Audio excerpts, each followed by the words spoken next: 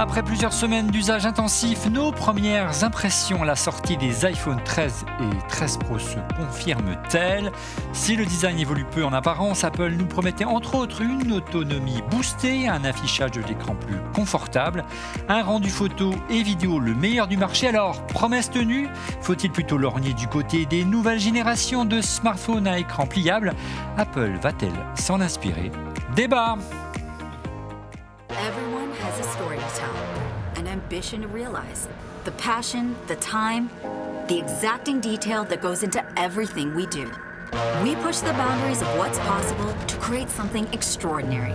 Introducing SanDisk Professional. Premium pro-grade storage solutions, powerful enough to capture your biggest inspiration. This is innovation with one thing in mind, to empower your creativity, content, production, business. High-end products that flow with you. Customize, expand, and scale however you want. Built to be steady under pressure and help protect it all along the way. Massive capacity, packed with power. Designed to be resilient from the inside out. We don't cut corners or make compromises. This isn't just professional, it's SanDisk Professional.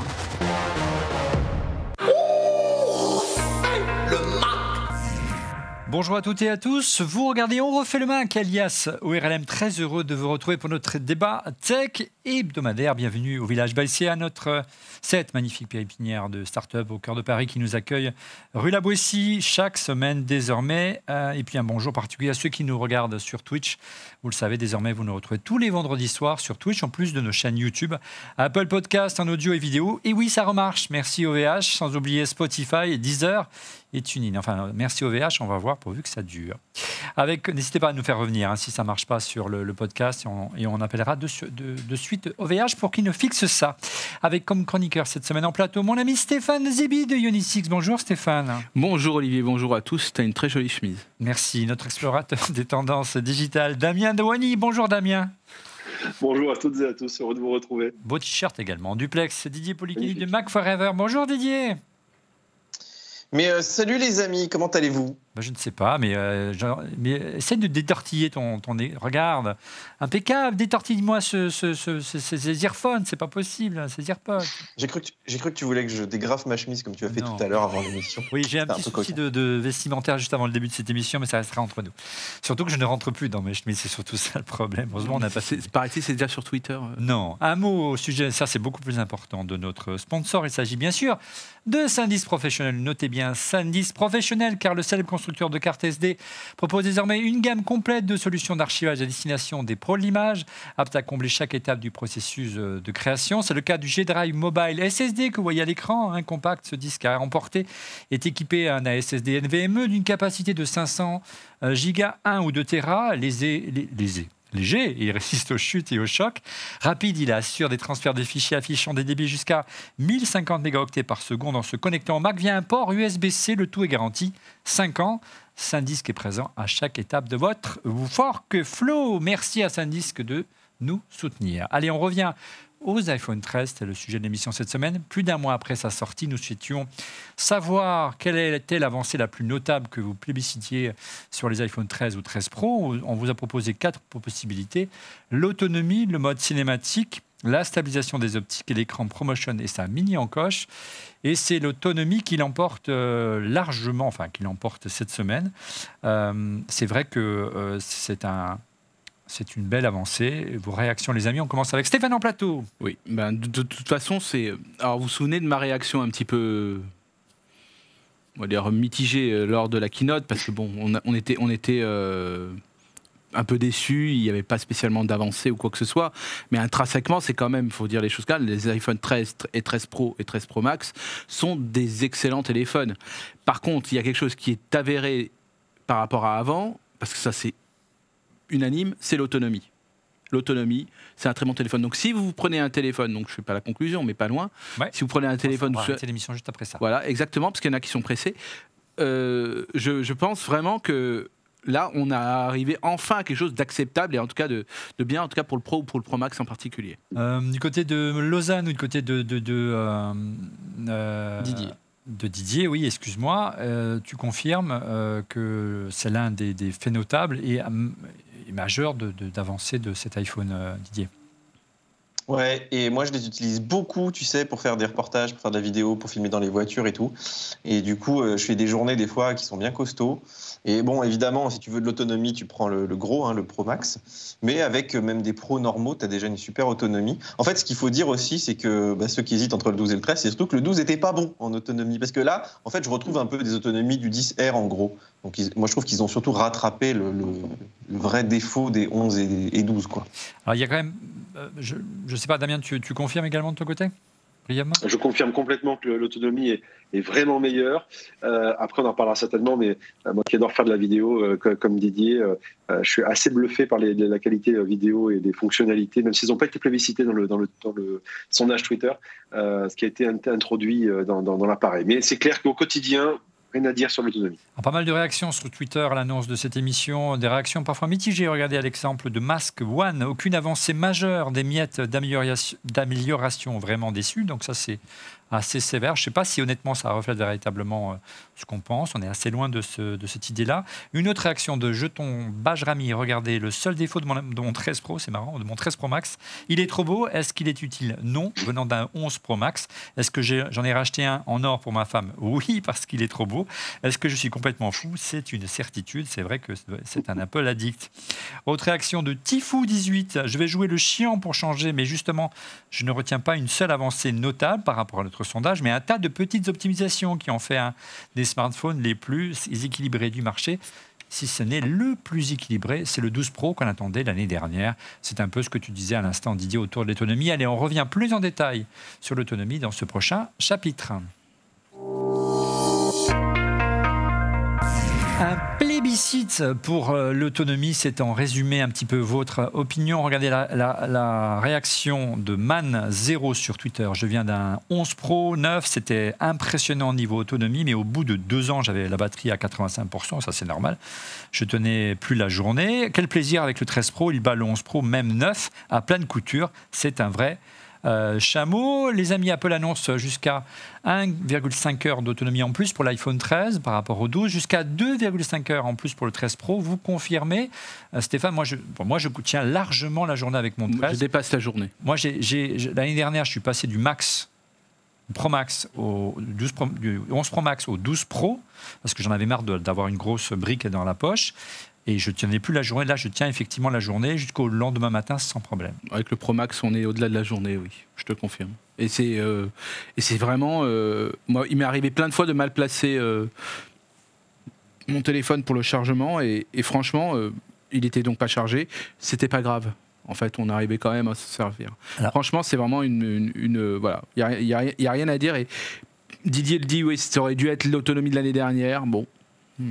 C'est cette année. Bon, au moins, il y a une petite évolution. Et de toute façon, on va voir un peu les photos d'iFixit dans quelques instants. Mais je pense que, voilà. Oui, effectivement, iFixit les a dévoilés. Regardez, gros plans sur les batteries.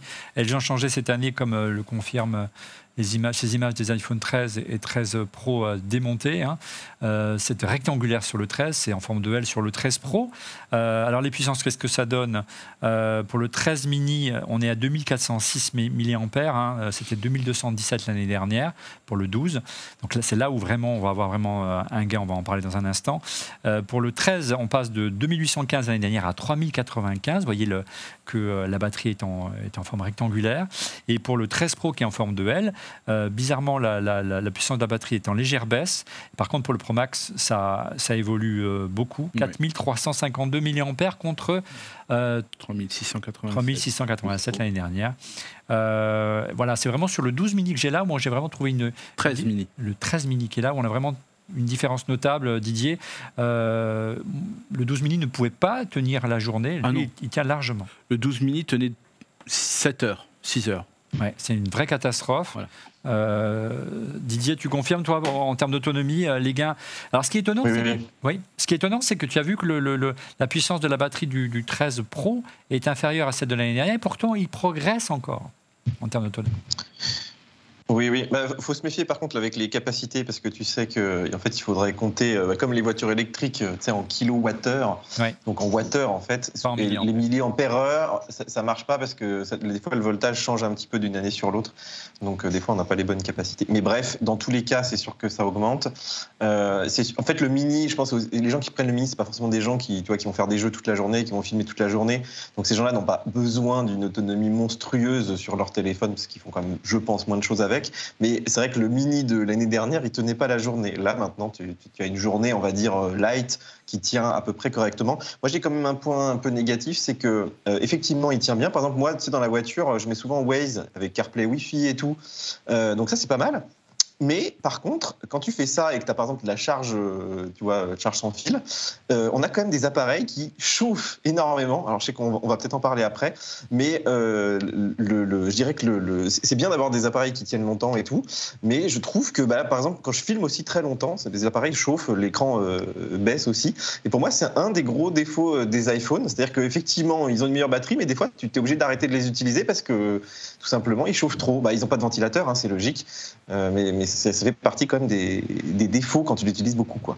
Ouais, Didier, c'est vrai que la chaleur elle est de plus en plus importante de génération en génération, surtout surtout qu'ils sont de plus en plus ramassés, beaucoup de bourrés de composants. Damien, de ton côté, on gagne, c'est vrai, franchement en autonomie. On peut penser que l'arrivée de l'A15 plus puissant aurait perturbé l'autonomie, c'est pas le cas. Hein.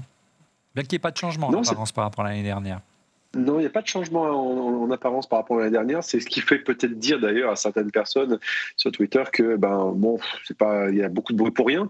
Je pense que le meilleur est à venir, mais oui, pas de changement en particulier là-dessus. Ouais, donc on reste sur 5 nanomètres hein, sur la puce.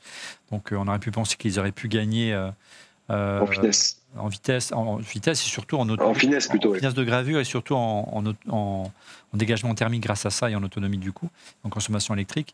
Apparemment, ce sera pour l'année prochaine hein, qu'on aurait voire l'année d'après. Hein. Voire l'année d'après. On arrive un petit peu à un plafond là. Il va falloir casser le plafond de verre. Autre piste sur l'autonomie améliorée, c'est la consommation de l'écran des 13 Pro et 13 Pro Max. On le disait tout à l'heure.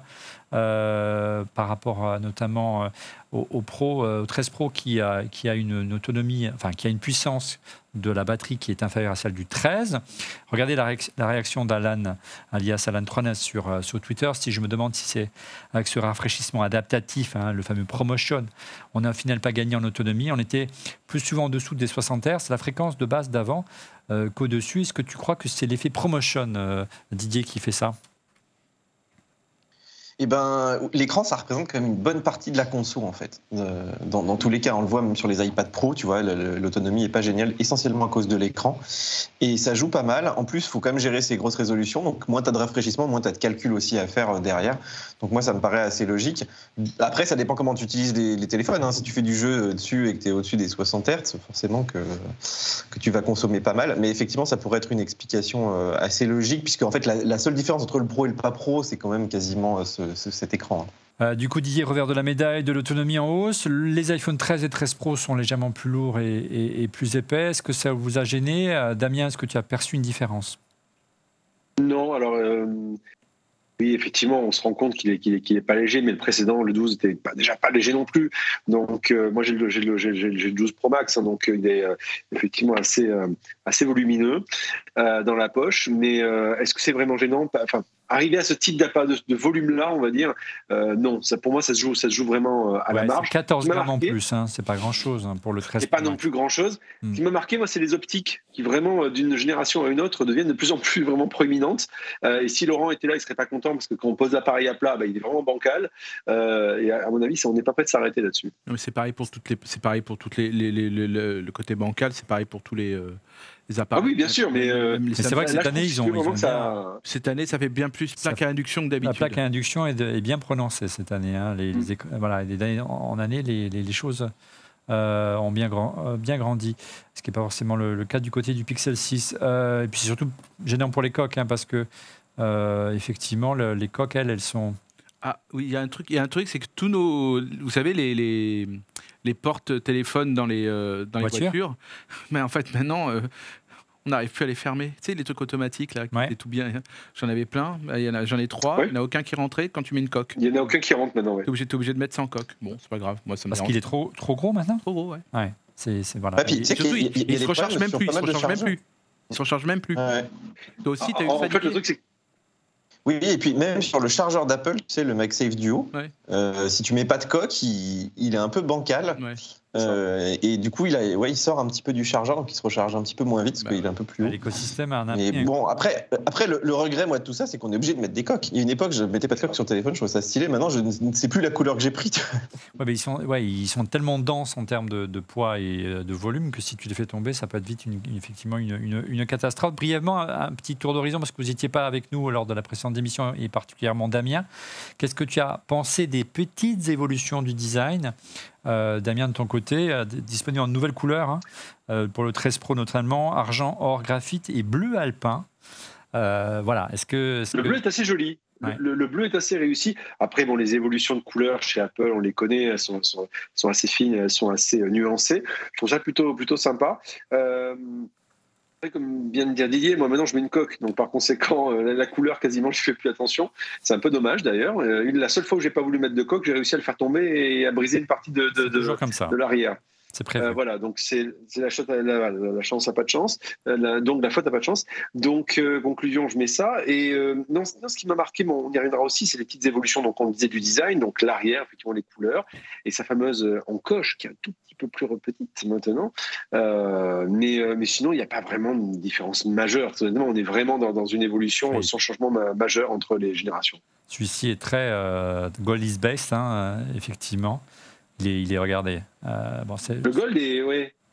Voilà, ça fait très Trump. Le gold rappelle un peu c'était le 11, si je ne dis pas de bêtises, qui avait une couleur. Non, c'est pas le 11, ça doit être le 10, qui avait une couleur un peu comme ça, gold. Voilà, mais bon, c'est une affaire de goût. On avait assisté sur un point pendant l'émission précédente, Stéphane, à propos de l'eSIM. Dorénavant, il gère désormais 2 eSIM. Ça veut dire qu'on peut avoir 3 lignes, donc ça fait un mois que tu les traînes. Est-ce que tu as pu faire le test en long, en large et en travers? J'ai fait le test sur 3 opérateurs, oui, tout à fait.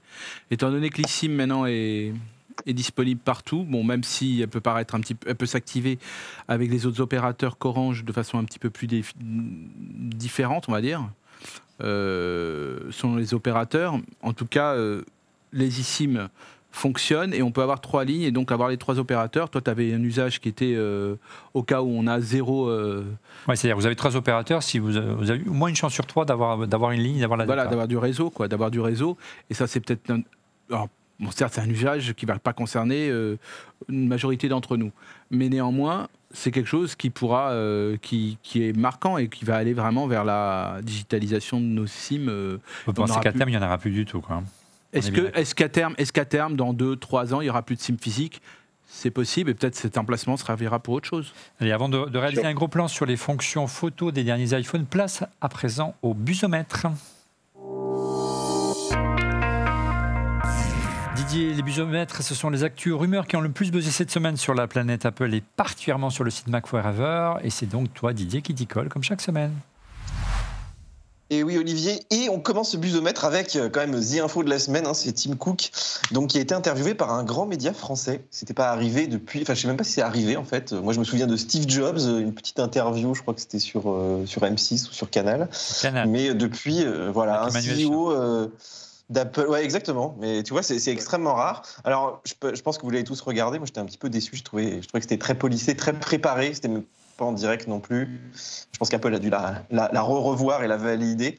On n'a rien appris vraiment. Ils ont servi un petit peu la soupe à Tim Cook. Préparer les questions, l'interview s'est fait et elle a revoir derrière. Voilà. Non, Apple ne prépare pas les questions. On ne peut pas dire ça. Mais c'est un peu Apple triste demande quand même accès ça. aux questions. Accès aux questions, oui. Oui, comme la plupart des grands PDG aujourd'hui et des grands groupes, mais c'est pas une excuse effectivement. Ouais. Mais ça fait quand même on a quand même l'impression que c'est très très policé, comme toutes les interviews d'ailleurs en général, ou les interventions de Tim Cook qui sont très très hyper cadrées.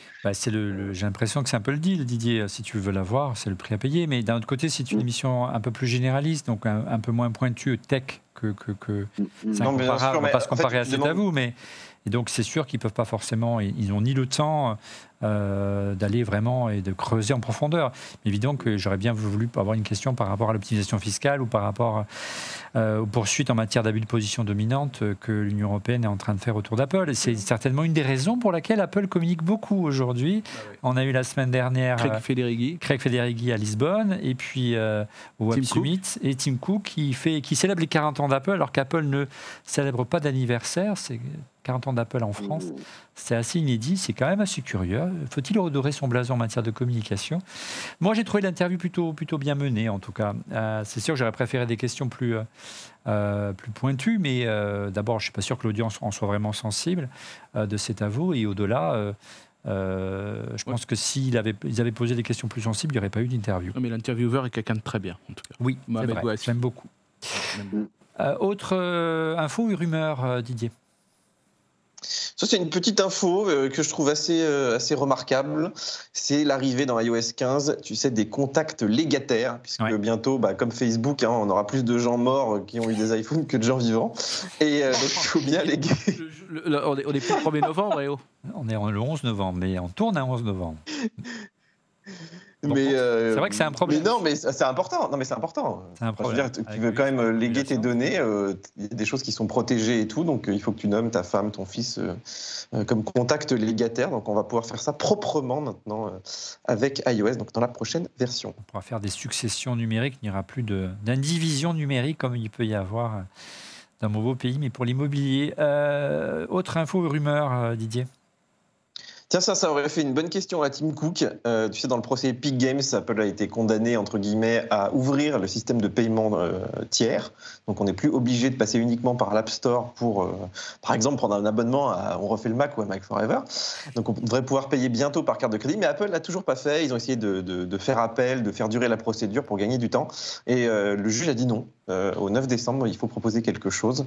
Donc voilà, suite au prochain épisode. Mais c'est plutôt bien, je dirais, pour tout un tas de petites boîtes qui n'avaient pas forcément les moyens de payer les 30% à Apple. Allez, on continue à l'info suivante. Oh, rumeur.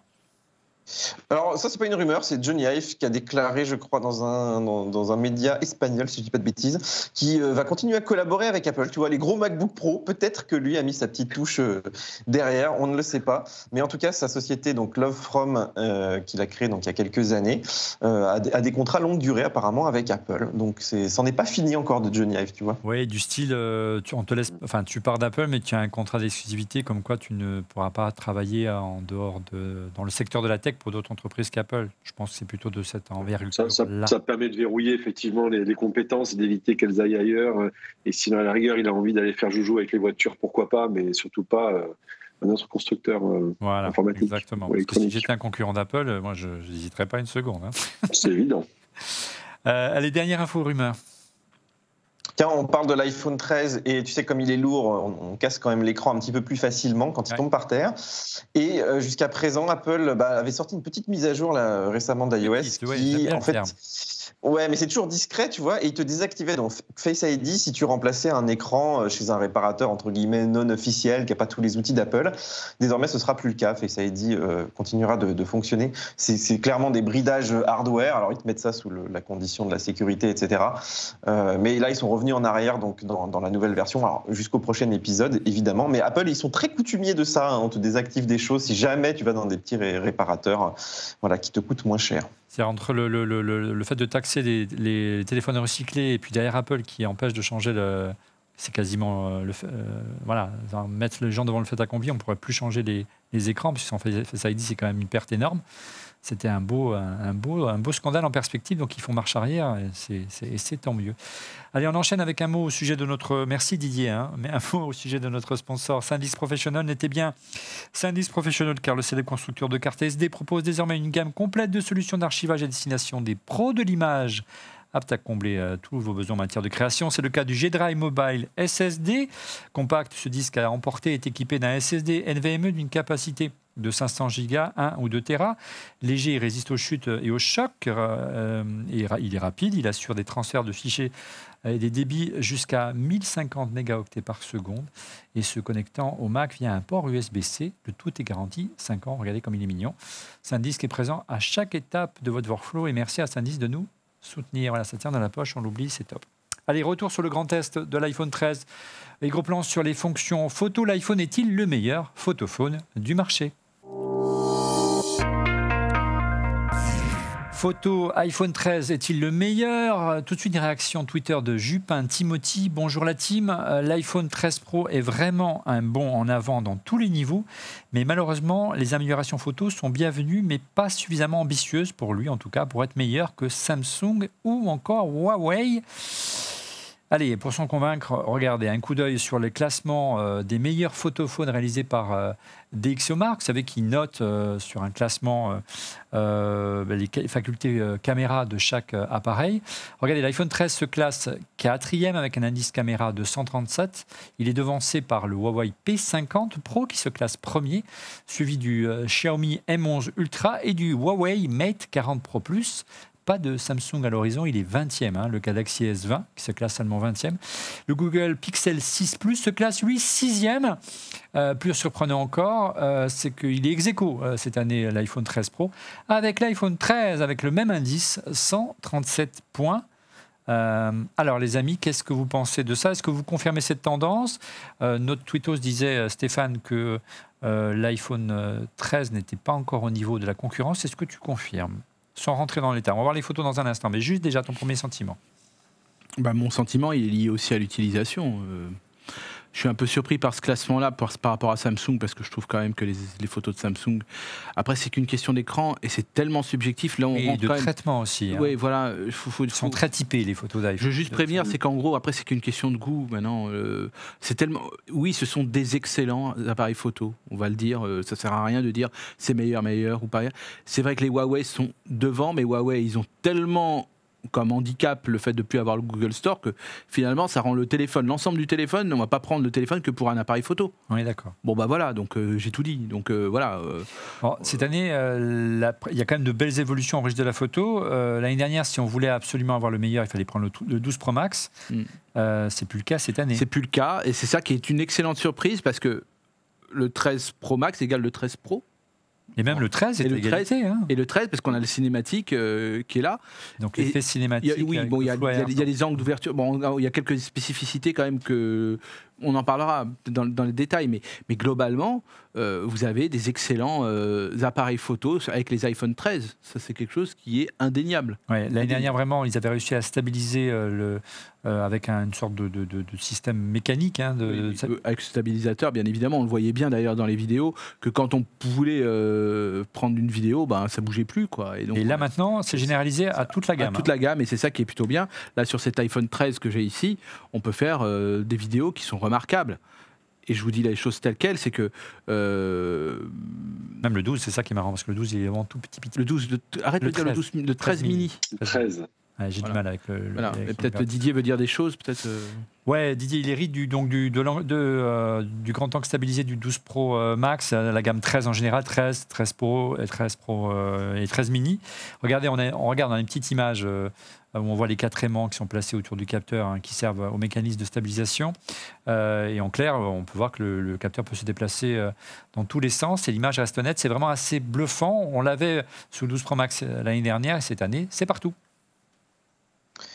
Ouais, en fait, je pense que c'est ça surtout qu'il faut retenir. C'est-à-dire que l'année dernière, tu pouvais dire tant que j'ai pas le Pro Max, j'ai pas un petit peu les meilleurs capteurs.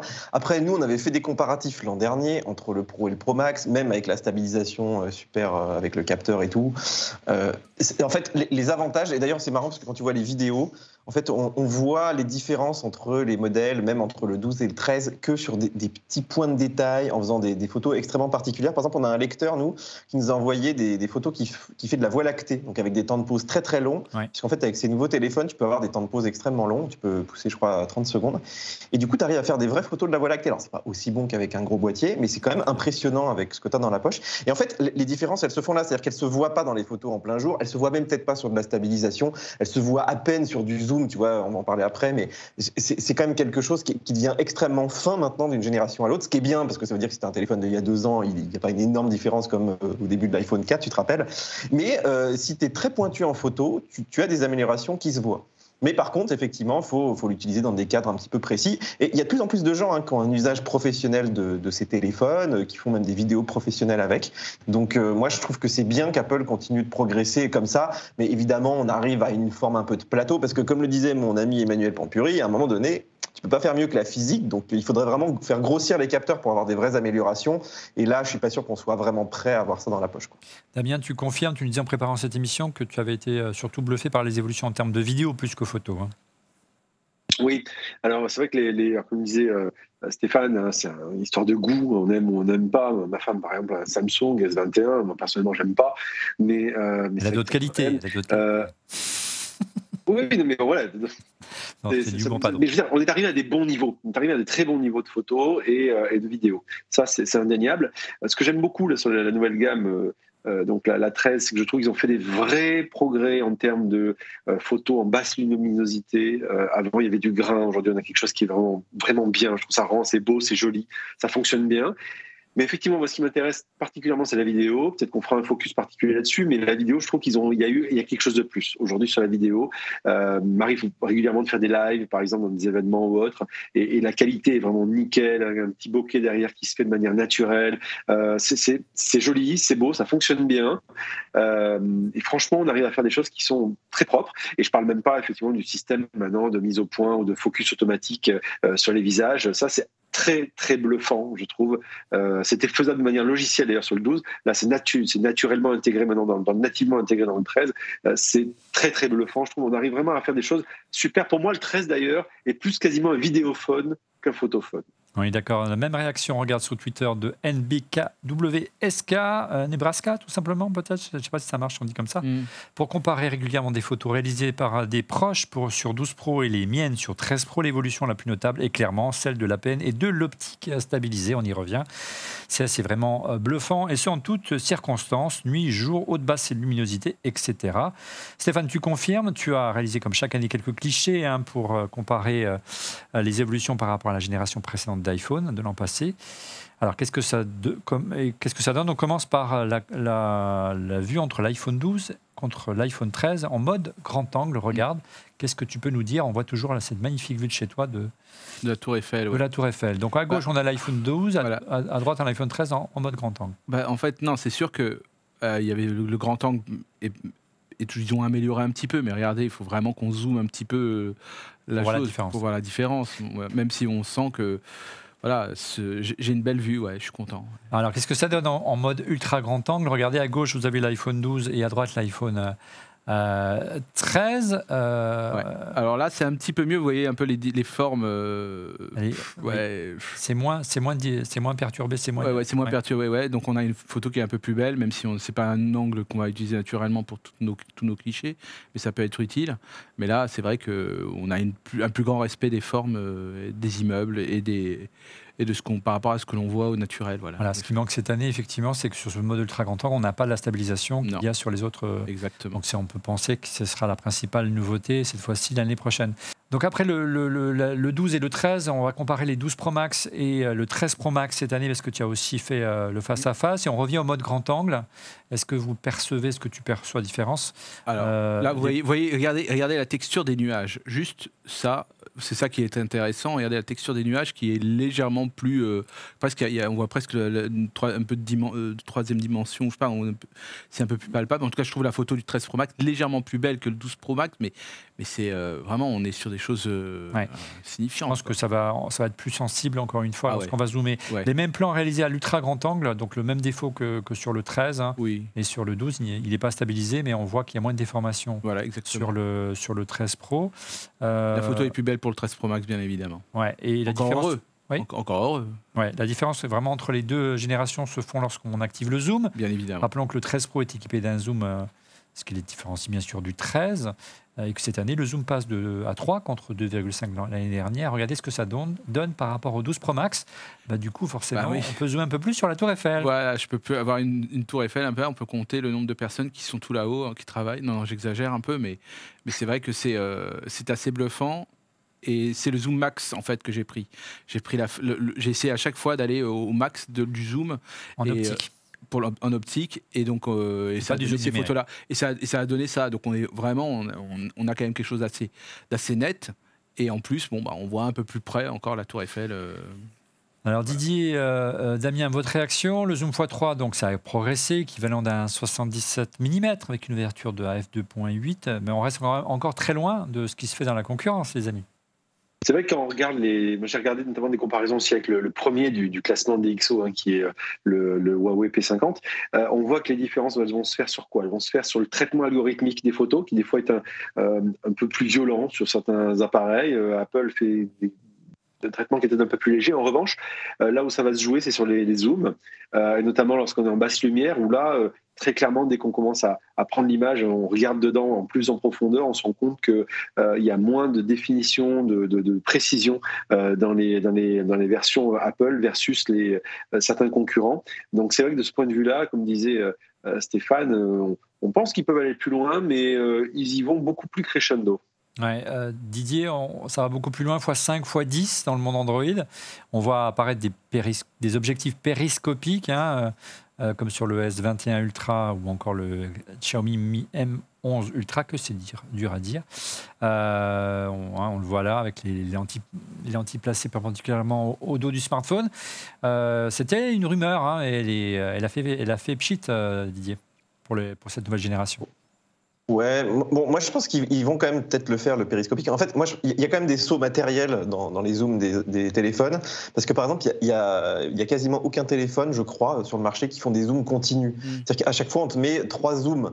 Et là, on le voit avec le x3, par exemple, quand tu veux faire un mode portrait, faut te mettre un peu plus loin quand même de ton sujet, parce que x3 ça commence à être gros, donc ça commence à être pénible pour faire ça. En fait, l'intérêt des zooms continus que tu as sur les boîtiers réflexes, c'est que tu peux effectivement, tu as une focale qui s'adapte, tu peux aller de 24 à 105 par exemple, ou à 200 de manière continue, donc en fonction de ce que tu fais, tu peux avoir plus ou moins de zoom.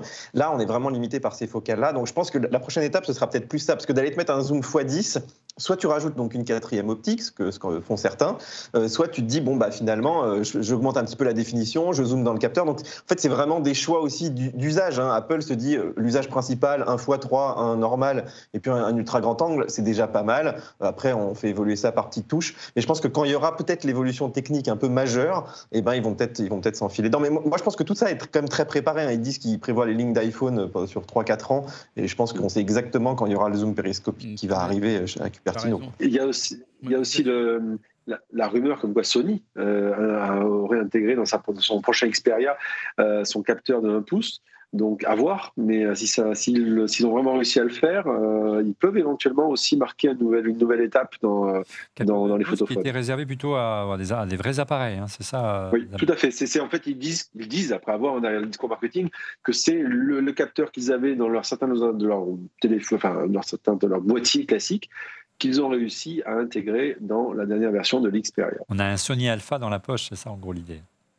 C'est quasiment ça, c'est ça un peu la promesse de tous les cas de figure. Ça va plaire à notre réalisateur. Alors, si on oppose les clichés du 13 Pro Max, cette fois-ci avec le zoom activé face au Samsung Galaxy S20, on note une qui est mieux classique, le S21, dans l'indice de nos amis de chez DxO. On note une réelle différence, Stéphane. Je sais pas. Là, j'ai fait un x5. Donc c'est de l'optique. C'est de l'optique, bien évidemment. C'est du x5 et là, vous voyez du x3. Donc, vous voyez déjà, juste pour que vous ayez une idée, en fait, quand je regarde la Tour Eiffel de chez moi, c'est à peu près comme ça sur le x5. C'est comme ça que je la vois, c'est cette taille-là que je la vois. Et donc, en gros, pour moi, c'est quasiment mon... C'est quand même... Mais c'est juste pour vous dire, voilà. Donc, en gros, c'est vrai que c'est quelque chose qui peut paraître... Mais j'ai une photo magnifique, en tout cas une photo que j'aime beaucoup et qui ressemble un peu à ce que moi je vois. Du moins que tu te faisais dans ta tête. Exactement. La réalité. Si on peut revoir l'image, on dit souvent que c'est vrai que le fait de pouvoir zoomer, souvenez-vous c'était Samsung ou c'était Huawei qui permettait de zoomer jusqu'au cratère de la Lune. C'est les deux, mais le cratère de la Lune, c'est le Huawei qui, depuis le P40, le P40 Pro permettait d'avoir les interstices de la Sans ligne. aller jusque-là, c'est quand même agréable de pouvoir zoomer un peu plus quand vous êtes en vacances sur un monument comme celui-là. Bien sûr. Et moi, je trouve que ça manque aujourd'hui à l'iPhone. Et l'iPhone a un vrai retard par rapport à ça. On est tous d'accord, les amis, hein, Didier ou Damien. Et puis moi, je fais beaucoup de photos à la montagne, tu vois, et ben, l'air de rien, tu veux photographier le Mont Blanc. Alors, il y a une petite astuce, tiens, d'ailleurs, c'est assez amusant, c'est que quand tu te mets en mode vidéo, on va en parler juste après, la vidéo, elle crop dans le capteur, en fait, parce que la définition, de la 4K, elle est un petit peu en dessous du capteur, et du coup, tu arrives à avoir un meilleur zoom qu'en photo. Voilà, donc si tu veux faire... J'allais te le dire. Tu fais une capture d'écran d'une vidéo, en fait, c'est ça? Ouais. Il faudrait, Ça. en fait. Bon.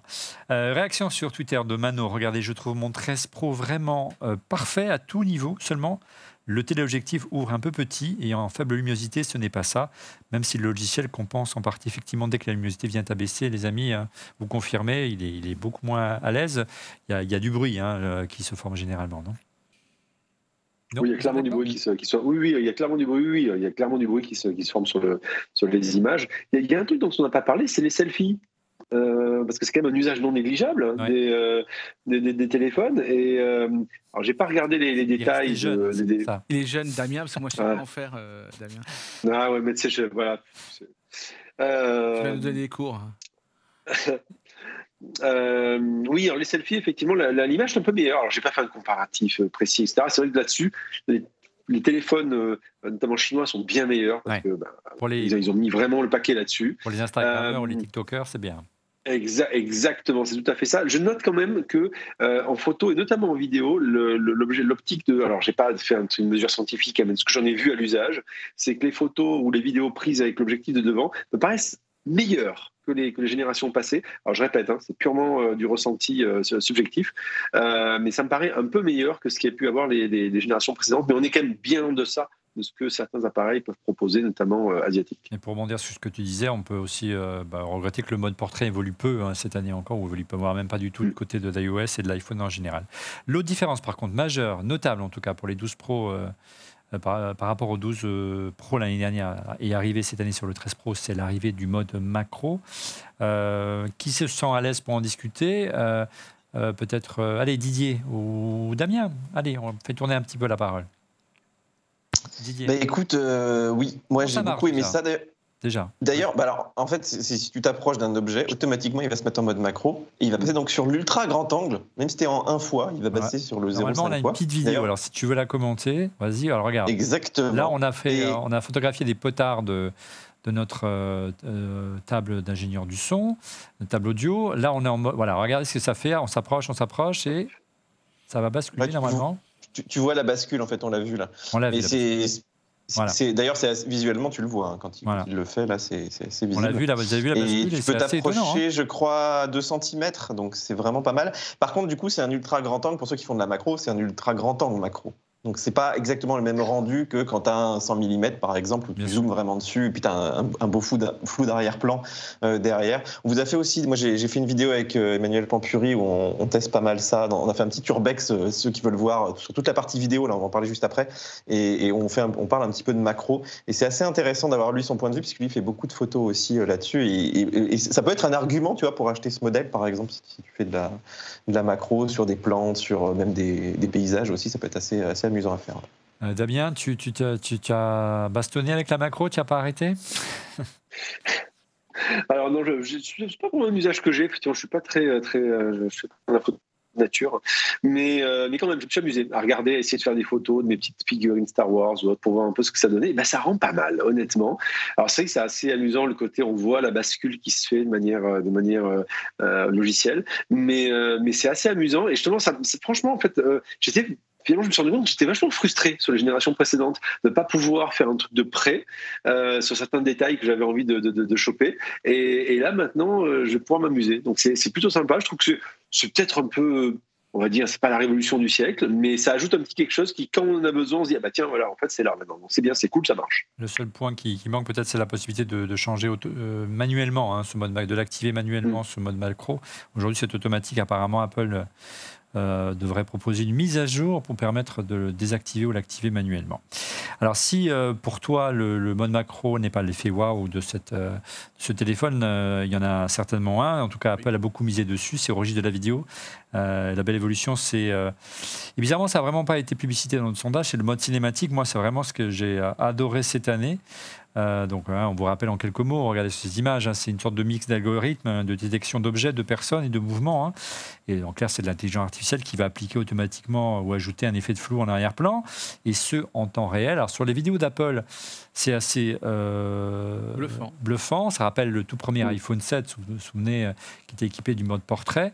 À l'époque, c'était perfectible. Ça l'est encore. On a fait quelques vidéos, regardez de notre côté. Après, on va faire tourner la parole pour voir si vous avez la même chose. Où on voit, voilà, effectivement, il est flou et là, ok, il passe au net et au flou.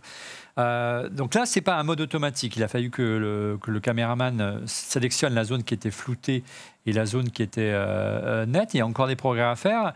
Didier, qu'est-ce que tu en as pensé? Après Damien et après Stéphane en plateau. Eh ben, écoute, moi j'ai testé donc ça avec Emmanuel Pampuril, on a fait un urbex avec ça, et puis on a fait pas mal de petits tests. Alors sur l'écran, on était assez bluffé sur l'écran de l'iPhone, et d'ailleurs là quand on le voit en streaming, tu vois, sur un écran comme ça, sur un petit écran en 1080, ça va à peu près. Dès que tu le mets sur un grand écran, tu vois que le détourage est pas parfait. D'ailleurs, Apple a pris ces sujets, je sais pas si tu as vu, c'est des gens qui n'ont pas des cheveux qui partent dans tous les sens. Il y a sur du fond noir, ouais. Voilà, donc ils ont bien choisi leur plan, et du coup c'est vrai que ça joue aussi beaucoup. La détection est pas non plus parfaite. En plus, tu es à 30 images secondes en 1080, donc aujourd'hui, c'est quand même pas terrible. Moi, ce que je pense, c'est que ça va évoluer petit à petit. Il faut de la puissance de calcul. Ce qui est quand même bien, c'est que tu peux faire de la modif en post-prod. Donc même si tu l'as pas bien fait, il a le schéma 3D, en fait, donc il est capable, tu vois, de refaire ça sur des objets et tout, parce qu'il a vraiment enregistré la scène en 3D. C'est ça qui est impressionnant aujourd'hui.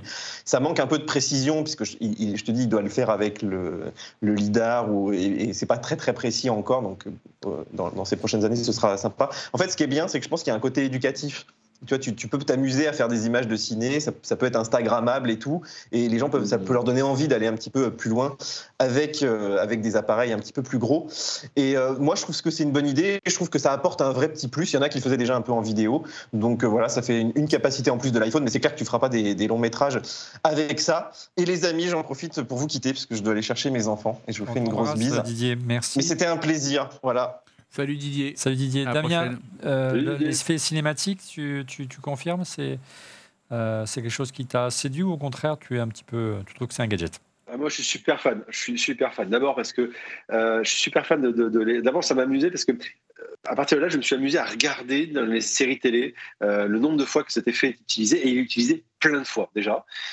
Et donc, je me suis dit, pour ceux qui veulent faire du court-métrage, aujourd'hui, alors certes, ils utilisent des caméras plus grosses et tout, mais on peut utiliser maintenant de plus en plus véritablement des appareils comme un smartphone, comme un iPhone, et on sent bien d'ailleurs la direction que prend Apple. Les concurrents vont sur le téléphone, sur la photo, et globalement, Apple, on l'a dit tout à l'heure, il va de manière, on va dire, plus crescendo. Par contre, sur la vidéo, ils bastonnent. Ils y vont et ils essayent vraiment de se démarquer de la concurrence, et la concurrence ne suit pas d'ailleurs.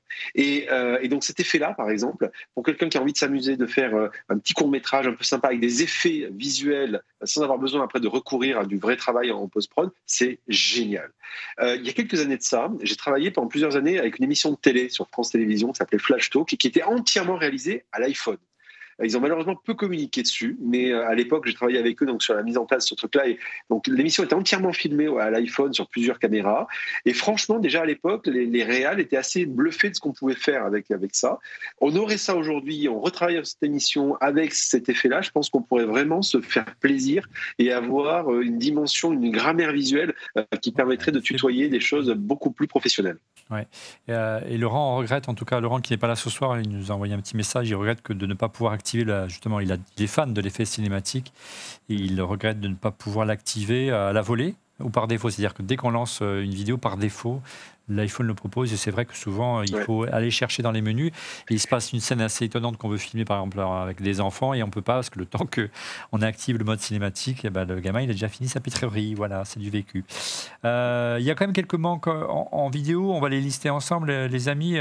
On attendait la 8K, c'est le cas du monde Android notamment. Bon, c'est pas indispensable, mais grave parce que ça prend beaucoup de place quand même. C'est pas grave. Voilà. On est en 4K jusqu'à 60 images par seconde. C'est déjà exceptionnel ce qu'on voit là. Ouais. J'ai pas abondé de ce qui a été dit, mais le mode cinématique, c'est on a envie vraiment de faire des choses, quoi. Voilà. Et puis ça engendre la créativité, quoi. Et la fonctionnalité qu'on en attendait tous, en tout cas ceux qui voulaient vraiment faire de la vidéo au long cours et de la vidéo professionnelle et après la montée sans la transcoder et sans encodage sur Final Cut Pro, c'est l'arrivée bien sûr de la fonction ProRes qui n'était pas disponible à la sortie de l'iPhone et qui est arrivée par une mise à jour. Didier aurait été peut-être un peu plus pointu pour y répondre. C'est une belle avancée, mais il faut un peu plus d'espace de stockage, messieurs. C'est évident. C'est le cas de le dire, oui.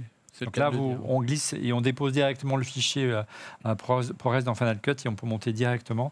C'est quand même une avancée majeure. C'est un avantage pour Apple. Ici, il est propriétaire du codec, donc aussi bien pour l'iPhone pour pouvoir capter nativement ou sur les derniers MacBook Pro et M1 Pro où on a une sorte de puce accélératrice dédiée à l'encodage du ProRes. Allez, retour à présent sur l'écran, plus lumineux cette année, avec ce fameux balayage 120 Hz, sans oublier l'encoche qui est désormais réduite. Est-ce qu'elles vous ont convaincu? On en parle après le jingle.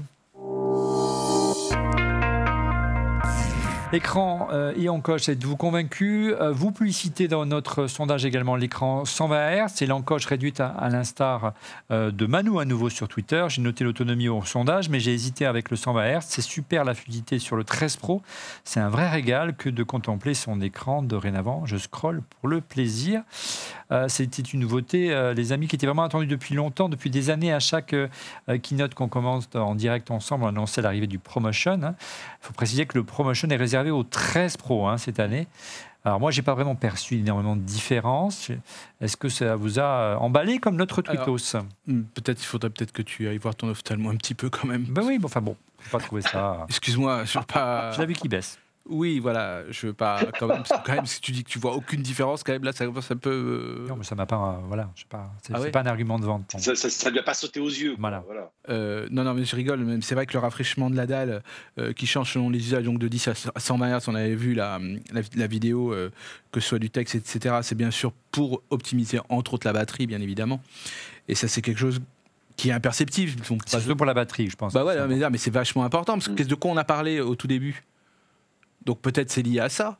Je pense aussi. Mais bon, ça m'a pas fait un effet waouh. Non, mais excuse-moi, l'effet waouh, c'est le fait que ton téléphone ne tient plus d'une journée déjà. Oui, mais c'est pas un effet immédiat qu'on voit. Oui, mais bon, déjà, je répète encore légèrement ce que je dis avec d'autres mots. C'est vrai qu'on a été déçus quand on voyait la comparaison entre le 12 Pro et le 13 Pro Max, en tout cas pour la partie Max, et on voyait quand même que les innovations n'étaient pas là et que c'était les autres qui faisaient les innovations, et on prenait en exemple on en parlera un petit peu plus tard. Oui, on a un petit chapitre sur les écrans. Mais globalement, c'est quand même un excellent téléphone, que globalement, l'objectif, c'est quand même d'offrir plus de fluidité et plutôt une fluidité adaptée. Quand même, c'est ça qui est le nécessaire. Oui, c'est-à-dire qu'il réduit l'éventail d'affichage de fréquences en fonction des besoins. Voilà. Si on a un mail, on est à 10 Hz, et si on a une vidéo, on est à 120 Hz. Voilà, c'est ça. Et donc, dès qu'on a une vidéo, on regarde un film sur Netflix ou un jeu vidéo, on est à 120, bien évidemment. Et c'est ça qui est vachement intéressant. Et moi, franchement, je trouve que ça, c'est... Bon, on se dit ça devrait être depuis tout le temps, mais vraiment, c'est bien, ça va être la normalité. Oui, c'est étonnant que ça ait mis autant de temps, surtout que si ça a des effets bénéfiques pour l'autonomie. Damien, ton sentiment, et au-delà, quid de l'encoche, dont la surface a été réduite cette année de 20%, est-ce que ça t'en gêne, toi? 20%. Est-ce que tu as perçu la différence? Alors, juste pour finir sur le ProMotion, c'est vrai que c'est quelque chose qui était d'ailleurs proposé chez d'autres, chez Samsung notamment, ils appellent ça la fréquence adaptative. Donc, quelque part, Apple rattrape les choses. Maintenant, c'est toujours pareil. C'est le genre à mon avis, c'est le genre d'innovation qui change beaucoup de choses, mais qu'on ne perçoit pas au premier abord. Parce que ça ne se voit pas vraiment comme ça. Mais à l'usage, sur du jeu, par exemple, ou bien ne serait-ce que sur la durée de la batterie, oui, de ce coup, on se dit, ah ouais, ça change quand même beaucoup de choses. Donc ça, finalement, c'est l'innovation qu'on ne voit pas, mais qui sert et qui va devenir indispensable. Sur l'encoche, oui, cette fameuse encoche qui est tellement distinctive et qui, à la fois, embête tellement de gens, je trouve finalement que, pour l'avoir comparé avec le 12, ben oui, on se rend compte qu'elle a bien réduit quand même. Mais à la fois, comme elle apparaît dans les nouveaux Mac, on se dit qu'ils n'ont pas prévu de s'en débarrasser de cette encoche, puisqu'ils veulent apparemment toujours en garder, de ce que j'en comprends, un élément un peu finalement distinctif du design spécifique des Mac et iPad. Voilà, signature de marque, puisque donc ils la mettent. Donc à mon avis, ils n'ont pas prévu de s'en débarrasser tout de suite. Par contre, la direction, le fait que finalement, attendez, elle est apparue avec l'iPhone 10, on est à l'iPhone 13, donc il a fallu 3 générations, pour que, même 4 si on compte, pour qu'elle réduise de 20%. Donc on peut peut-être se redire que dans 4 générations, elle réduira encore de 20%. On en a encore pour un petit moment avec cette encoche. Dans 42 ans, on n'aura plus d'encoche. Donc voilà ça. Waouh. Voilà. Il reste encore quelques centimètres. Elle t'a gêné, toi, l'encoche, Stéphane, brièvement? En fait, non, on la voit plus. Elle fait partie du paysage. Même avant, on faisait peut-être pas spécialement attention depuis qu'elle est apparue. Non. Depuis qu'elle est apparue, là, elle a un peu diminué. Peut-être elle diminuera encore. Bon, tant mieux. C'est juste, moi, je pense juste à nous autres pauvres développeurs d'applications qui devons bien placer comme il faut les icônes en haut à droite spécifiquement pour pouvoir fermer ou pouvoir revenir en arrière, parce que c'est un peu là l'usage qu'on a. Mais il faudra juste qu'on utilise un petit peu, on exploite un petit peu mieux, comme on aura le même problème sur l'encoche des MacBooks. Il faudra qu'on travaille de cette façon-là, mais c'est bien. Alors, beaucoup de questions sur Twitter. Lorsqu'on a annoncé cette émission cette semaine, regardez cette question de Will Valdo. Faut-il acheter ou pas un iPhone 13 ? J'ai un iPhone 11 dont je suis très satisfait sur plein de points.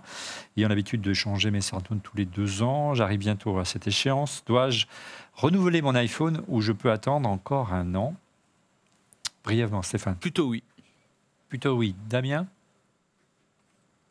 Je pense qu'il peut attendre encore un peu. Je pense qu'il peut attendre, sauf s'il a des besoins de importants. batterie, des problèmes de batterie. Non, mais à un moment. Moi, je pense plutôt, s'il a des besoins en matière de vidéo, il ne faut pas qu'il hésite une seule seconde, Oui. il faut prendre un 13. C'est ça, exactement. S'il y a des usages classiques, il peut attendre encore. Voilà. S'il veut vraiment de la vidéo, il peut y aller. C'est vrai qu'en termes d'autonomie, bon, si sa machine tient encore l'autonomie, il peut encore attendre. Voilà, c'est la batterie, ouais, mais bon, plutôt oui, c'est à condition que voilà. Alors, une question très précise. C'est vrai qu'on a entendu pas mal de choses autour de ce sujet-là. Une question de Florian. Regardez, est-ce que l'iPhone 13 Pro a des problèmes de réseau dans le fait qu'il capterait moins bien que son petit frère, l'iPhone 12 Pro? Moi, personnellement, je n'ai Je n'ai pas remarqué, je n'ai rien remarqué, et pourtant j'ai mis la sauce avec 3 opérateurs sur la même. Ouais. sur Damien, le tu téléphone, confirmes? mais bon, voilà. Je n'ai pas remarqué particulièrement, effectivement. Mais je vais regarder, on va regarder avec attention. Hein. On va comparer le nombre de briques, mais c'est vrai qu'il n'est pas très. Moi, j'ai pas eu de soucis particuliers, bien au contraire. Non, du tout. Allez, dernière réaction sur Twitter, il serait un peu à la conclusion de ce grand test de l'iPhone 13. D'Aleph sur Twitter, le résumé pour l'iPhone 13 Pro Max, regardez, une bombe, j'ai jamais eu autant de plaisir à utiliser un téléphone. L'écran est top, la caméra est top, le son est top, c'est vrai, on n'en a pas parlé. iOS est top, on peut en discuter. Et iMessage est une dinguerie, que vouloir de plus? Peut-être un écran pliant. On va en parler dans un instant. Moi, je suis assez d'accord. L'iPhone 13 et l'iPhone 13 Pro, bien qu'il s'agisse en réalité, on l'a dit en préambule, d'un iPhone 12S, apporte de nombreuses améliorations qui font de ces modèles des téléphones les plus aboutis, en tout cas à mon sens, et matures du marché. Pour aller plus loin, arrivons-nous au bout d'une ère du smartphone en forme de brique? Faut-il s'intéresser et switcher vers des modèles radicalement différents équipés d'écrans pliables? Est-ce l'avenir? On en parle. Débat. Alors, est-ce que la série Galaxy Z a les flips et non pas les flops? C'était un peu facile. Ou encore les Fold, est-ce l'avenir? Et puis au-delà aussi de l'opposition entre iOS, bien sûr, et Android. Les Galaxy Z à écran pliable de Samsung sont-ils vraiment une alternative à l'iPhone 13 et 13 Pro aujourd'hui? Tu les étrennes depuis plus d'1 mois. Tu les as eu dès leur sortie. Merci à Samsung de les avoir fournis. Stéphane, ils ont fait de vrais progrès par rapport aux premières générations. Alors, en effet, ils ont fait d'énormes progrès. Et ça, c'est quelque chose qui est indéniable. Que ce soit pour le flip ou pour le fold, nous avons quand même là l'état de l'art de ce que pourraient être nos Allume-le si tu peux. Ah oui, bah oui, quand même. Là, voilà l'état de l'art. Fais-nous la démo du fold. Voilà. Donc là, vous voyez là, le téléphone, vous voyez, il est un petit peu épais. C'est sûr. Parce qu'il y a 2 écrans. Bien sûr, un écran plié en 2. Bien sûr. Et donc, sandwich. Et là, je vais prendre une application que vous connaissez. Vous regardez votre flux Instagram comme vous avez l'habitude de le regarder. Bon, là, il se trouve. Et là, vous ouvrez. Et oh magie, vous avez la version en version grand. Et encore, Instagram n'a pas optimisé. Oui, bien, tu peux le forcer en plus. Hein. Tu peux forcer l'affichage grand et large. Ouais. Bien sûr, mais parfois moi je trouve ça un petit peu moyen, mais bon. Mais en tout cas, juste que je veux juste signifier, c'est que avant, surtout dans les premières versions et surtout pour les autres marques, quand on pliait et on dépliait, on avait finalement, au bout de quelques temps, une sorte de ligne blanche, un peu crado, etc. Là, le verre est tellement fin que vous pouvez l'ouvrir des Ça centaines. fait un mois que tu l'as. Plus d'un mois, Plus mais d'un là mois. j'ai quelque chose, c'est nickel quoi, c'est nickel. Montre-nous un petit peu l'écran, un petit peu avec une jolie image derrière. Une jolie image derrière. En noir, forcément, avec le nom, on verra Bien pas sûr, la pliure. avec une jolie image, je vais vous en trouver, ça c'est certain. Mais ce que je veux juste, tiens, je vais prendre des photos. Une photo de Tour Eiffel, voilà. Voilà, regardez comme c'est joli. Ouais, Prise avec alors, ce téléphone-là. on devine un petit peu la pliure quand même. Hein. Ouais, bien sûr, bien évidemment. Mais avant, quand on essayait dans les premiers modèles, et pour ceux qui ont essayé de faire ça, il y avait finalement, au bout d'un certain temps, une ligne un petit peu Comme s'il y avait des pixels blanchère. morts. Voilà, exactement. Et c'est pas très beau. Ouais. Là, regardez, là, vous avez quelque chose de très joli. Et en fait, je pense que nous avons enfin, et les autres d'ailleurs vont suivre, et je pourrais parler de la même chose pour le flip. On va tu vas le présenter dans un instant, mais finis déjà avec ça. Mais ce que je peux juste évoquer, c'est qu'on a quand même quelque chose qui est l'avenir. Et en plus, c'est vachement agréable d'avoir en un seul et même téléphone, en un seul et même objet, 2 formats d'écran pour travailler. Je vous cache pas que j'ai un bonheur total pour travailler. Oui, tu as une tablette dans la poche. Et je peux faire mes mails. Et je vous dis la vérité, je me trimballe plus avec mon ordi. Je me trimballe avec ça. Alors, par contre, c'est vrai qu'il est assez épais, assez volumineux. ça, c'est sûr. Ça il déforme a les été pas costumes. mal critiqué pour ça. Donc, du coup, Samsung a dégainé un autre modèle plus compact. Alors, là, c'est différent. Je pense que c'est un modèle qui peut plaire plus aux Quadra parce qu'ils sont en manque en nostalgie du StarTAC. Le fameux StarTAC de Motorola. le C'est ça, téléphone oui. pliant Voilà, des années C'est le 90. grillé, quoi. C'est le modèle clamshell. Donc là, c'est sûr que quand on les voit côte à côte, voilà, pliés. Avec le flip, hein, c'est le flip. Voilà. Et donc le flip, lui, il se plie comme le StarTAC qu'on avait donc dans les années 90. Et là, quand vous l'ouvrez, donc bien sûr, là, je reviens là, ici, vous avez un petit écran qui indique plus que des notifications parce que vous pouvez paramétrer d'une tonne de façons pour pouvoir l'utiliser et avoir Ça tout fait un même tas viseur de d'informations. la caméra. Hein. Exactement. On peut viser avec et... L'appareil photo, bien sûr, sont très bons. Et donc là, voilà, on a ce téléphone-là qui est... bon, on voit bien la pliure qui est là, mais simplement, on ne voit pas la trace blanche comme on pouvait la voir, comme je l'ai expliqué juste avant. Et donc, ce qui est vraiment très intéressant, c'est que, en tout cas, ce qu'on peut imaginer, c'est que s'il y a un iPhone pliable, il ressemblerait potentiellement à celui-ci. Plutôt vers cette direction-là. Voilà. Non, mais regardez quand on le pose côte à côte avec un iPhone et ce... Ouais, vous voyez ? Ouais, effectivement, on se retrouve avec un iPhone déplié, quoi. Voilà. Et donc, c'est ça qui est intéressant. Et je vous dis la vérité, je suis persuadé que nous, Quadra, Quinca, celui-ci... Pas pour toi, ta sœur... j'en ai pas. Voilà, là... non, mais en gros, sans rire, je pense que quand il sortira en version pliable, l'iPhone, S'il sort, s'il sort, j'espère qu'il ressemblera à celui-ci. on le trouvera révolutionnaire, du coup. Non, mais en tout cas, le fait de mettre une fine couche de verre très très fin, alors qu'avant c'était peut-être plus plastifié, je ne veux pas dire les choses. Ouais. Là, je pense qu'ils ont trouvé la technologie qu'il fallait, Samsung. Alors, Et on Damien, voit, pardon, excuse-moi Olivier, Ben oui. et on voit quand même que l'investissement qu'a fait Samsung sur les dalles, sur les bah, c'est écrans, son métier. c'est son métier et c'est normal qu'ils prennent un peu d'avance. Oui, de toute façon, si Apple voulait se fournir, Damien, ils auraient du mal. Il n'y a qu'un seul fabricant Voilà. qui fabrique ce type de dalle en quantité et qui a ce vrai savoir-faire, c'est Samsung. Et on peut penser que Oui, mais vous avez un peu la rappelle-moi, prod, hein, qui est normal. le fournisseur des dalles de l'iPhone d'ailleurs actuellement? Samsung, LG, et puis la troisième chinoise. Voilà, mais il y a Samsung dedans, donc il n'est pas idiot d'imaginer que Bien sûr. pourquoi ne pas retrouver une technologie comme celle-ci sur iPhone. Je pense que c'est toujours pareil. Apple, s'il le proposera ça avec une logique de dire c'est un usage qu'on a anticipé, on considère qu'il y a un usage véritable et c'est pas de la geekerie, on va dire. Donc c'est pour ça qu'ils prennent leur temps. Moi, très clairement, le Fold, d'abord le Flip, je le trouve super sympa, effectivement, le côté petit téléphone qui devient grand, etc. Je trouve ça assez sympa. Moi, celui qui me fait de l'œil, c'est le Fold. Parce que, comme le disait Stéphane, moi, mon téléphone, mon iPhone, c'est mon outil de travail. Je veux dire, quand je suis en déplacement un peu partout, etc., très souvent, j'utilise celui-là pour faire une visio, un truc comme ça, vraiment sur le seul moment. Et me dire que d'un seul coup, je peux déplier pour avoir un écran plus grand, pour pouvoir faire une visio, pour pouvoir consulter un document, pour le modifier. Le nombre de fois où je râle parce que c'est compliqué de basculer l'écran et de modifier un Word, etc., ce serait génial. Ah bon, et donc, je serais vraiment... Oui, d'accord. Bah là, Google Doc, Je serais vraiment je dis la acheteur vérité, de Google ça. Doc, il est ouvert en permanence. Je reçois J'en doute beaucoup de pas. Google Doc Ouais, les par scripts jour. que l'on fait sont en Google. C'est franchement, je vous dis la vérité, c'est un pur bonheur de travailler dans ces cas-là. Voilà. Après, je pense que le problème, le défaut aujourd'hui, c'est comme tu le disais il y a quelques instants, Olivier, c'est que c'est 2 téléphones l'un sur l'autre. Ouais. Donc, ça me rappelle furieusement, vous savez, un appareil génial comme celui-là. Vous voyez, j'avais envie de montrer Oh, que les j'avais Newton. Et simplement, voilà. Voilà. Et ce que je veux dire par là, c'est que ça n'a pas marché pour plein de raisons. Mais finalement, lui qui est son descendant, aujourd'hui, il a le bon form factor, ça fonctionne bien, etc. Et c'est vrai qu'on regarde ça, on se dit, ouais, c'est une brique. Donc, quelque part, c'était bon. Donc, conclusion, le Fold, à mon avis, est une super idée. Et très clairement, cette épaisseur, pour moi, reste encore son défaut. Mais lorsqu'on va arriver à approcher les choses beaucoup plus fines, là, ça va être un régal. Et il va y avoir un vrai truc. Ouais. Alors, et puis, surtout que il fait des progrès, on l'a vu, en matière d'écran, mais surtout que cette année, notamment le Fold, c'est un vrai téléphone avec des fonctions photo, et qui a fait quelques images registres de la photo, qui était un petit peu le point faible. On va les regarder ensemble. Toujours, tu es vu depuis chez toi. On voit à gauche le Fold 3, on voit à droite l'iPhone 13 Pro Max, qui est un peu au-dessus, mais avant, c'était pas digne d'un vrai smartphone à ce prix-là. Exactement. Ah ouais, là en plus, donc vraiment, Samsung a mis le paquet pour tout. Et en plus, grand angle, là, oui. Et grand angle, et en plus il est étanche. Enfin bon, il a tout ce qui. C'est un vrai téléphone. C'est un vrai téléphone. On n'a pas de prix à payer pour l'appli. Il est relativement cher, il faut dire. On va en parler.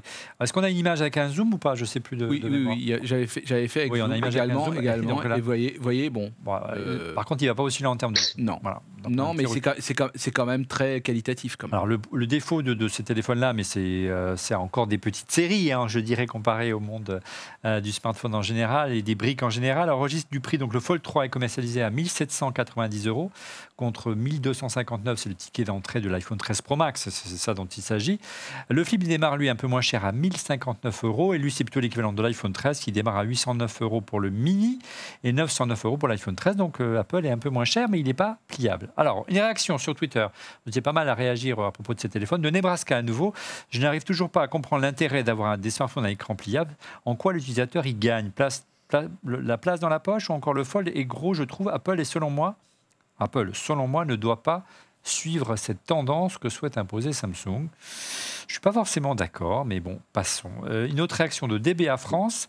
Éventuellement, lui, il serait plutôt un partisan du Flip parce que le form factor tout mini est pratique, mais le Fold, je n'y crois pas.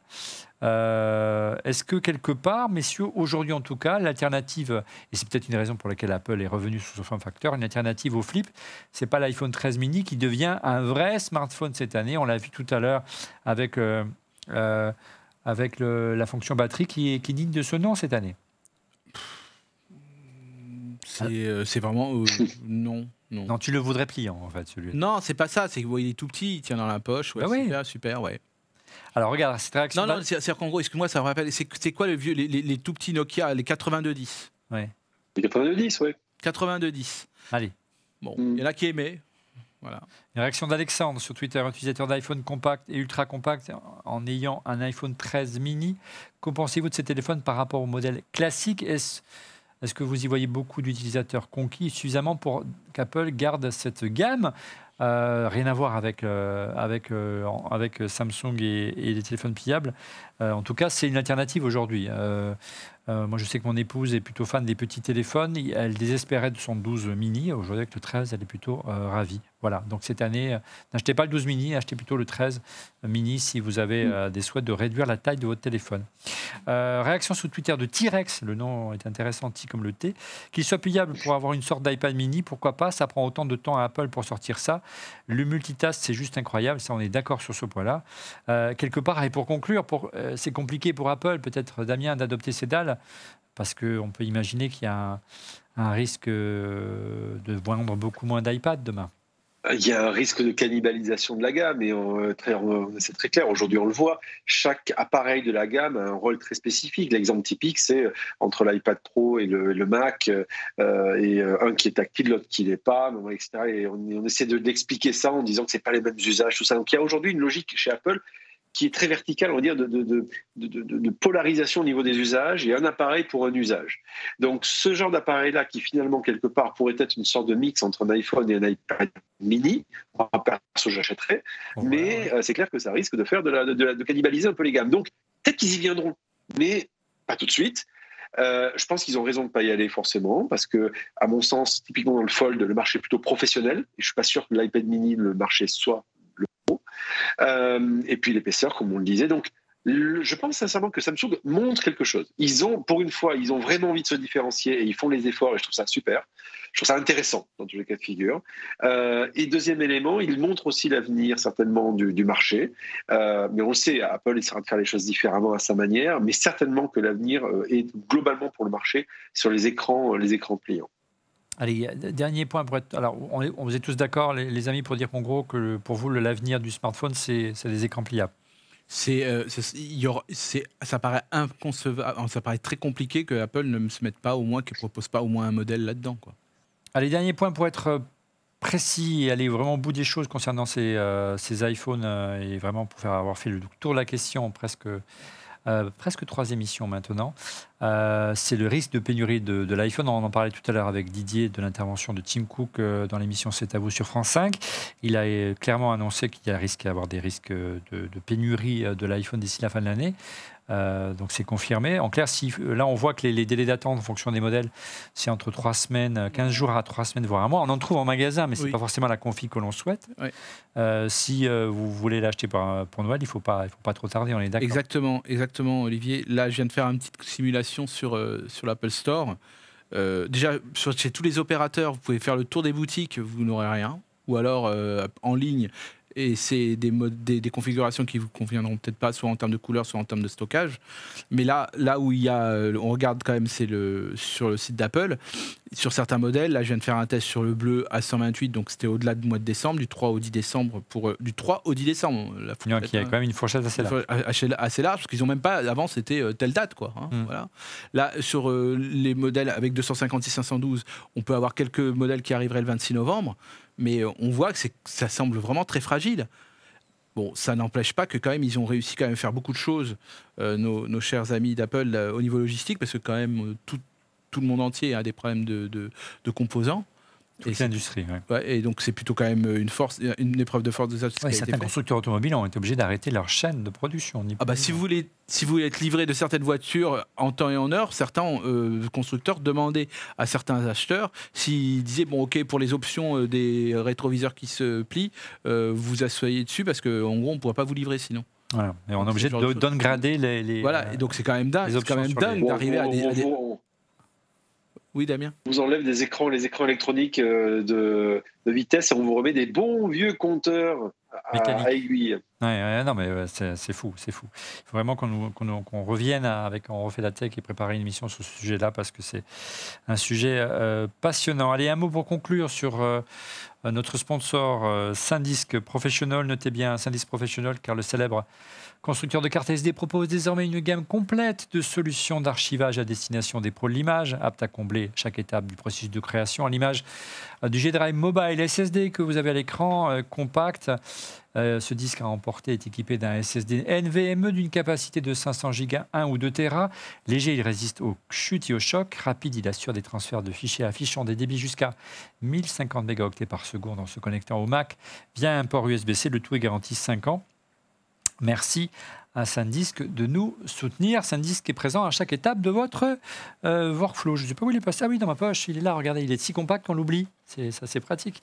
Attention, le voilà, il va sortir. Il est presque là. Il est tout compact, il est tout bien isolé. Et il est assez design en plus. Il y a juste à le brancher sur la prise USB-C. C'est la belle ouvrage. Allez, la conclusion de cette émission, comme chaque semaine, c'est les coups de cœur. Les coups de cœur, on commence avec Damien.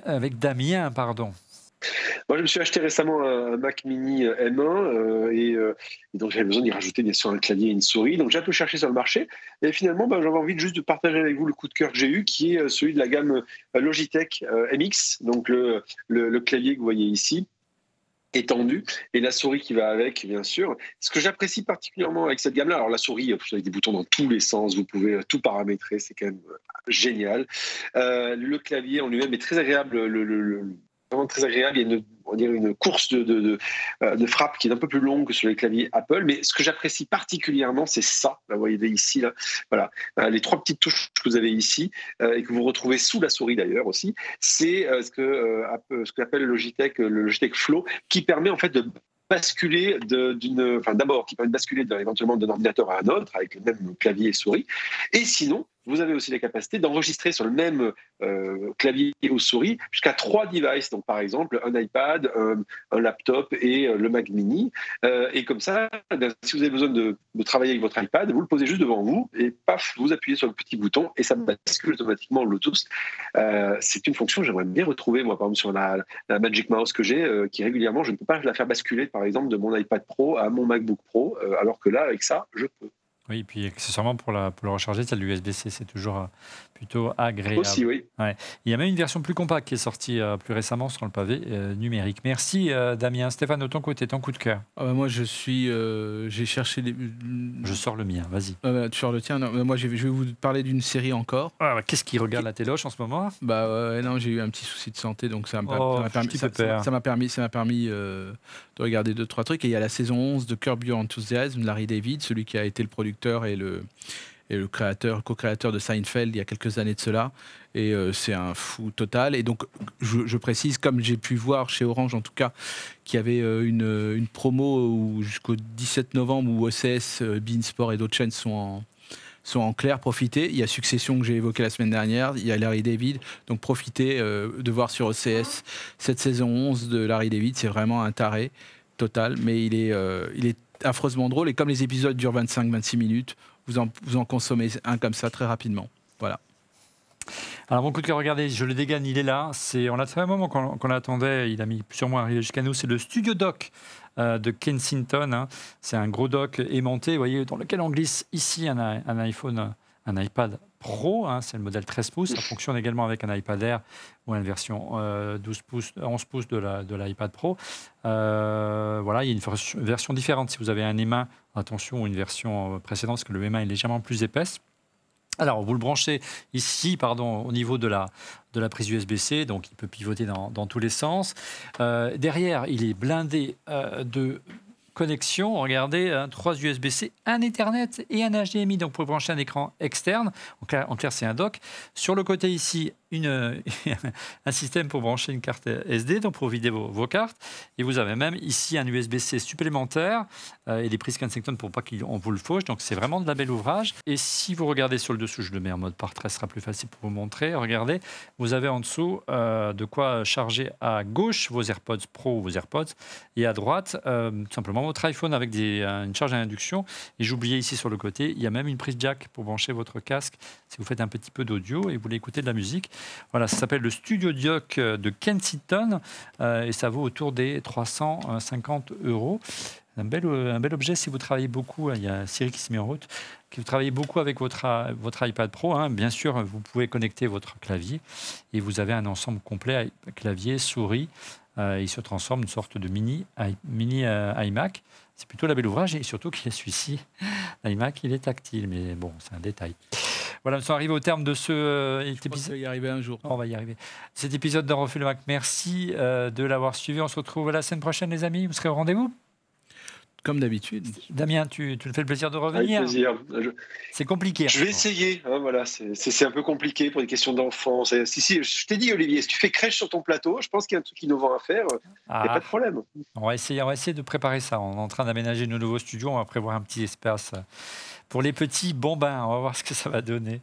On va peut-être faire des podcasts sur YouTube pour les enfants. Hein. C'est ce qui se marche le mieux sur YouTube. Vous avez vu les scores écoute, c'est un truc de fou.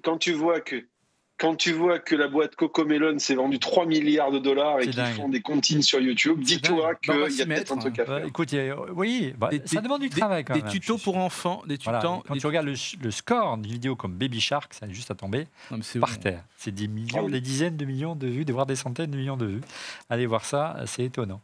Allez, on arrive donc au terme de cet épisode. Merci de votre fidélité. N'hésitez pas, bien sûr, à vous abonner en cliquant sur le petit bouton et sur le petit pouce. On vous retrouve sur Twitch, sur YouTube, sur un peu partout. Et donc, nous sommes de retour sur podcast. Et sur YouTube, pour être prévenu en temps réel de la mise en ligne de l'émission, n'oubliez pas la petite cloche. Et dès que l'émission arrive, vous aurez une notification tous les vendredis à 17h. C'est On refait le Mac. Merci encore pour votre fidélité et à la semaine prochaine. Au revoir.